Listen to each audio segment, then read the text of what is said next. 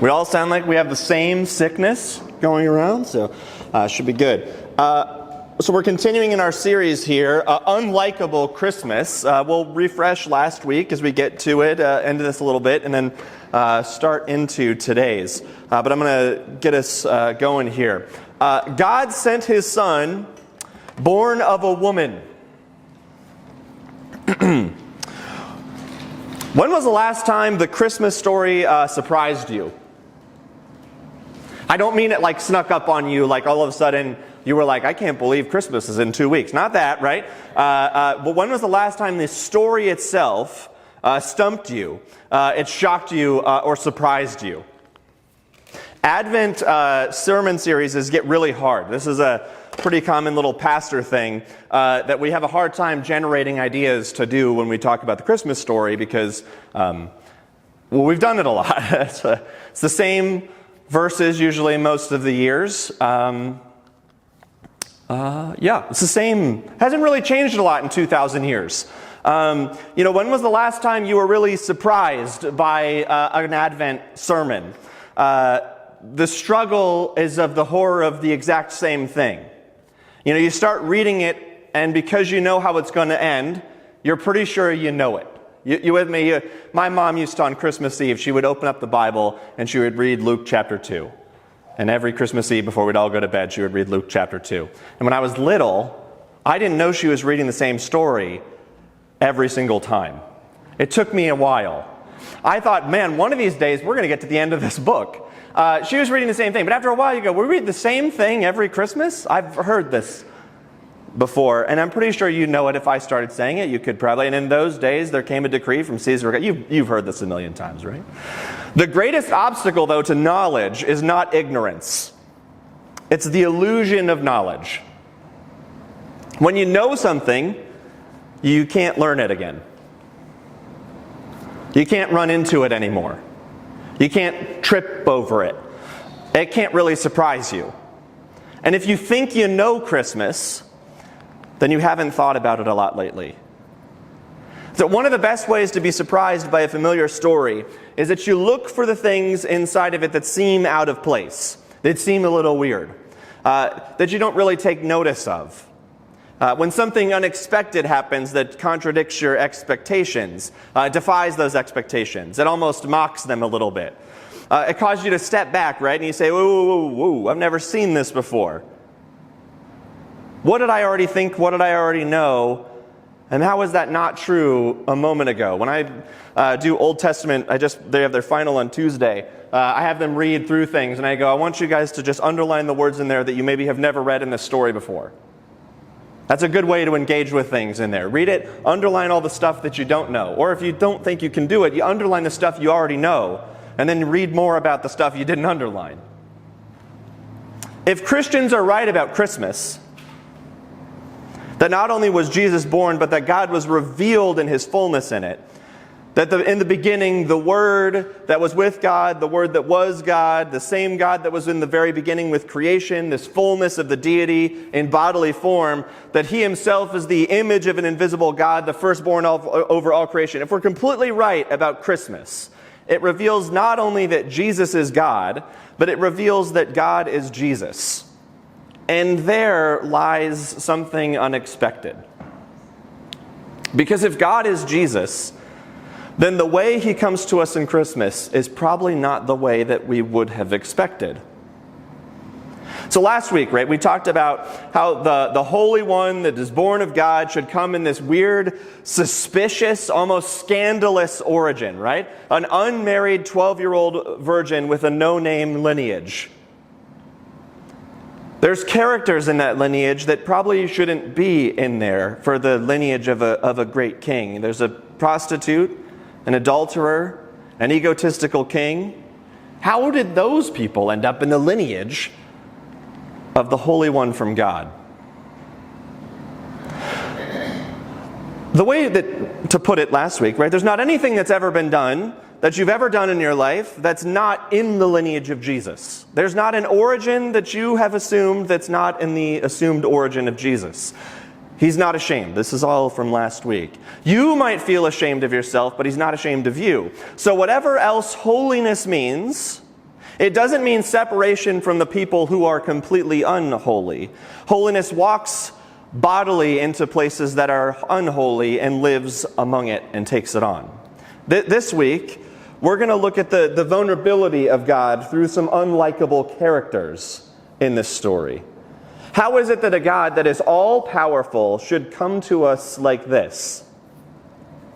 It's hard for us to get our minds around it when we think about God. We read passages in the Old Testament like this. Turn to Psalm 2 if you've got your Bibles with you, and I'll read through the whole thing. It's not terribly long for us today, but imagine this with me. Read this passage with me in the Old Testament. This is all about God. Here we go. What do the nations conspire and the peoples plot in vain? The kings of the earth rise up and the rulers band together against the Lord and against his anointed, saying, let us break their chains and throw off their shackles.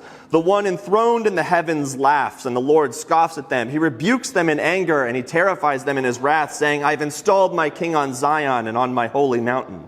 I will proclaim the Lord's decree. You are my son, and today I become your father. Ask me, I will make the nations your inheritance, the earth your possession. I will break them of the rod of iron and dash them to pieces like pottery. Therefore, you kings, be wise. Be warned, you rulers of earth. Serve the Lord with fear and celebrate his rule with trembling. Kiss his son, or he will be angry, and your way will lead you to destruction, for wrath can flare up at any moment. Blessed are those who take refuge in him. Now that's a God to believe in. You with me? That's one I can get behind. The one that takes on the pharaohs so that Pharaoh will know who God really is. Takes on those earthly kings. The God that's got the hundreds and thousands of Assyrians knocked out of the way in one night in the desert so they can pour into the holy city. That's a God I can get behind. That's a God that's the one you need right there. And you might read that and say, Phil, I'm not into the whole violent thing like that. I don't like the violent side of that. Let me help you find that place for just a second. You ever been threatened, bullied, abandoned, or oppressed? You ever wanted God to come into that moment? I've prayed it 1,000 times. Come on, roll up your sleeves. Rise up in defense of me. Of course you have. If you haven't lived long enough. You ever work somebody like that? Abusive with power? They took advantage of the weak, the depressed, the despised, and you thought to yourself, someday there'll come judgment to that person. I wish it would happen today. You ever had those thoughts before? That's a God you can follow right there. By the time Christians get here, you've got all these references found all throughout the Old Testament. Just going to hit a few of them. Flip way to the end of Psalms with me, 115, almost the very end. Verse 3.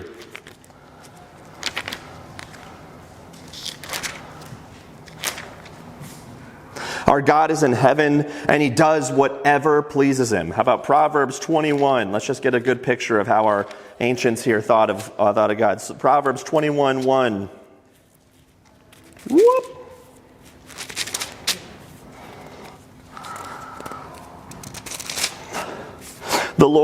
In the Lord's hand, the king's heart is a stream of water that channels all towards those who please him. How about last one here, Job 42. You got to go backwards here. Job is a very, very interesting book if you've never read it all the way. Job 42:2. I know that you can do all things, no purpose of yours can be thwarted. This is the image that the Old Testament writers have of our God. You pick up the Christmas story suddenly, and you start reading it, and you start thinking to yourself, here we go. This is payday. The Lord is coming. All the injustice that's been suffered, that I've suffered through all this time, and it's coming right now. And suddenly you get the actual opposite of it. It's really unlikable if you've had a story of God riding in and crushing things in their hand to turn it to streams of water and blowing mountains over and knocking Assyrians out of the way.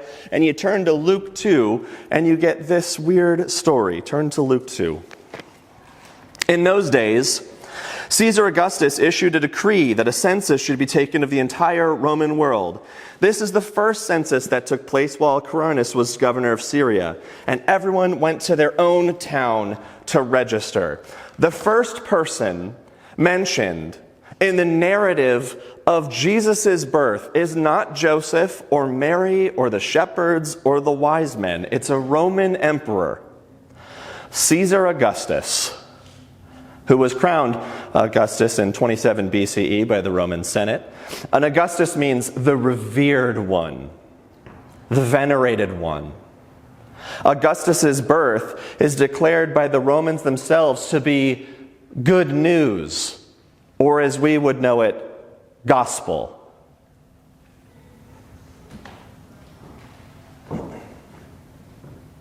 You can see a fight coming already. They're calling him Lord. Some thought he was anointed. So when Jesus is born, you're expecting a conflict on the horizon, a conflict between an emperor and the king of the Jews, a conflict between two different anointed ones, the ones proclaimed by two different good newses, two different gospels. And what you get instead is a family that is summoned to Bethlehem by the emperor's government mandate. Why take a census? Because the government needed more money. That's simple. You got to pay taxes.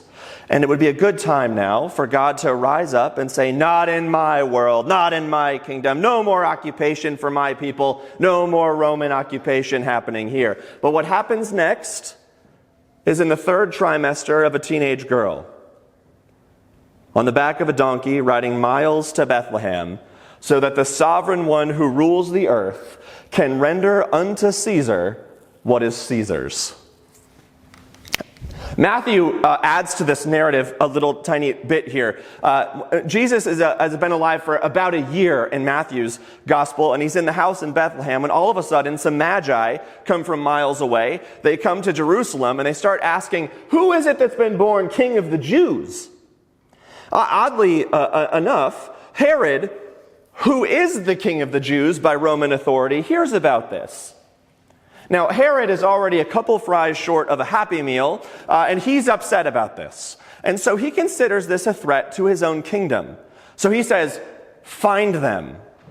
Find out where this child has been born so that I can go worship him too. But in his mind, he has it in to kill this new baby.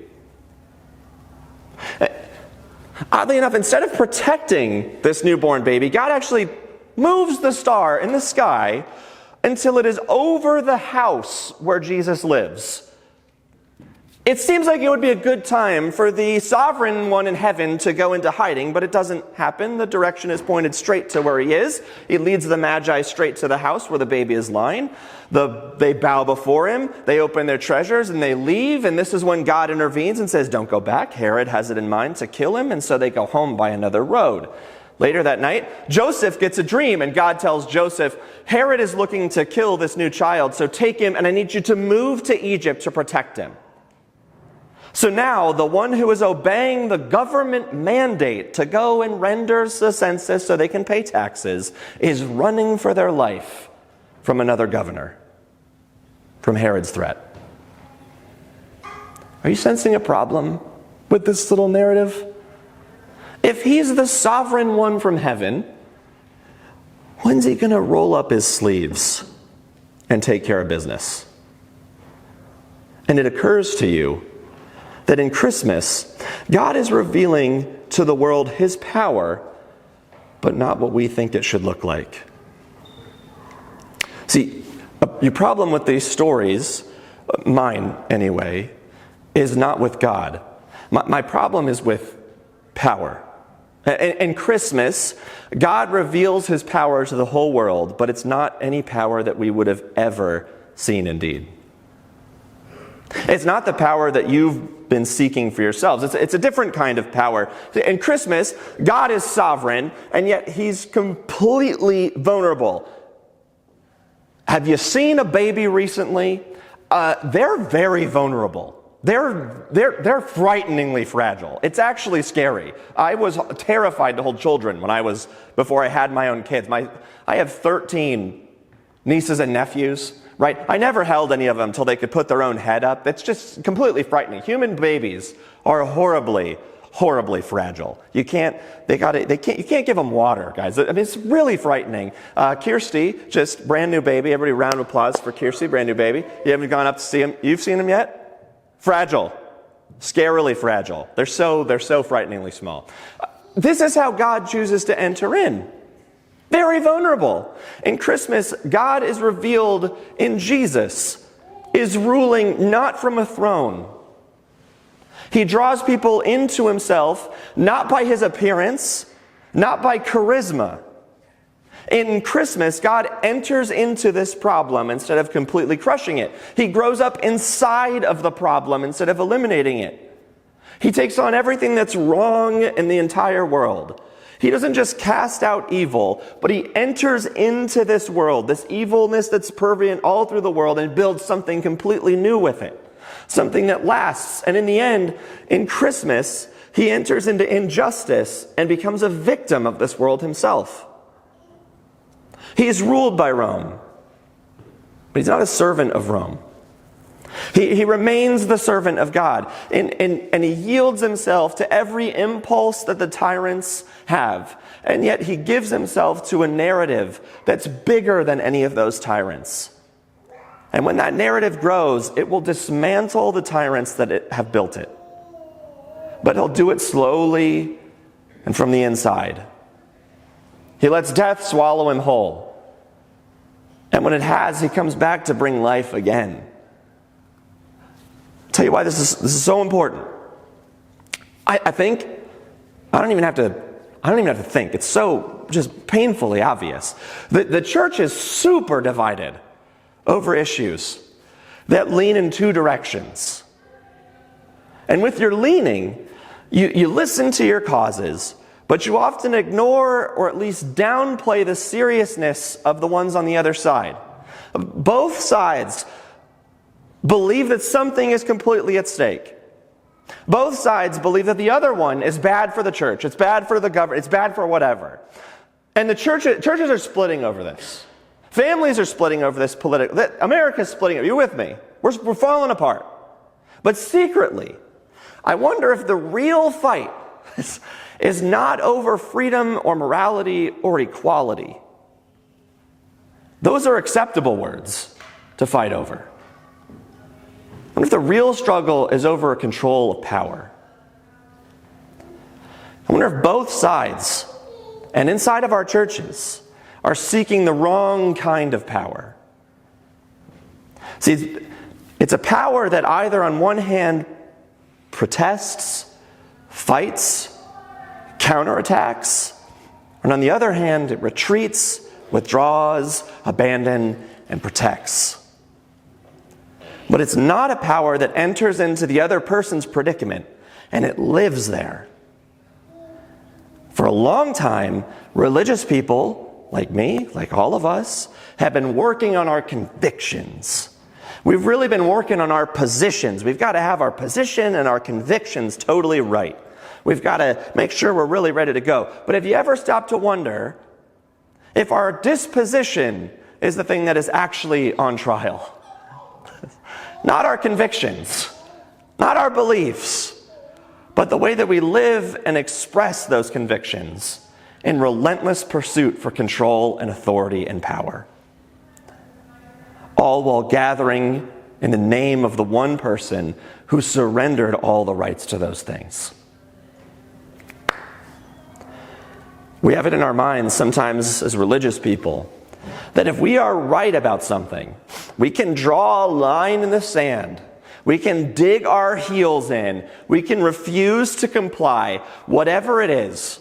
And we think this gives us the complete right to withdraw from any kind of loyalty at all because we are guided by our arguments rather than by the Spirit of the one within us. As Jesus said, "You know not what spirit you are." For us Christian followers, we need to live in an unlikable and weird balance between two distinct things. Because inside of us, there is a union of two things. There's a union of the peaceful and calm spirit, and a tenacious action-taking spirit. There is surrender and there is stubbornness. There is patient waiting, and yet there is an active preparation for what comes next. There is a relinquishment of my rights, and at the same time, a desire to make all things right.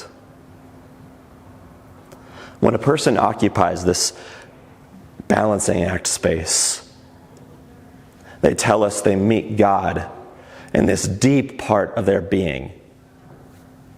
And up from that place rises real conviction. Begins with self-denial.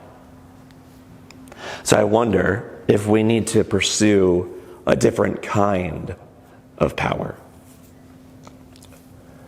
Christians will often kill for their beliefs throughout history. There's a famous story with Anabaptists and Baptists who were upset about people doing rebaptisms because it's a whole thing. And the people who didn't believe in multiple baptisms said, if you want to be baptized so badly, we'll take care of it for you. And they stormed into a church and they drowned the congregants in the river. Christians will kill for their beliefs. But will they die for them? The way into this balancing act, this place, this dichotomy of peace and tenacity is to let go. Let be, let come, and let God. It's the opposite. It's the opposite of taking over. It's the opposite of taking charge. It's the opposite of taking control. To be the opposite of manipulation, chastising people and hurrying people. That is what to be, right? To be is to let the opposite of manipulation and those things happen. To let come is the opposite of resisting, arguing, counter-offering. To let God is more than permission.